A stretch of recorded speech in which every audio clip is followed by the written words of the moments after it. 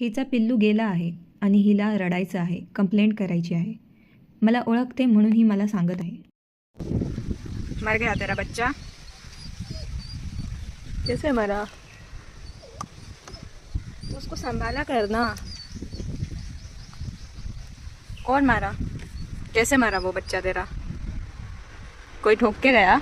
Mother डॉगला आणि तिच्या पपीजना मी नेहमी फीड करत होते आणि जेव्हा तिचा एक पपी गेला मी त्याला साईडलाही करून ठेवला. हा एरिया आहे मिल्लत नगरचा, ज्योती आय हॉस्पिटलच्या बाजूचा.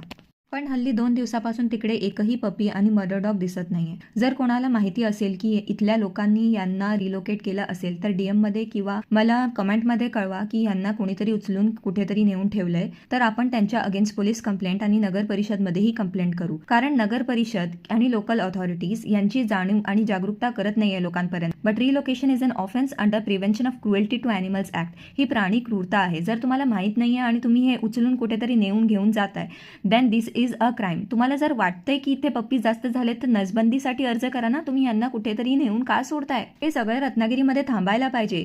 ही एक गंभीर समस्या आहे की लोकांना याची जागरूकता नाहीये की ॲनिमल बरोबर कसं बिहेव करायचं आहे, त्यांना फीडिंग करायचं आहे, त्यांची नसबंदीसाठी अर्ज करायचे आहेत.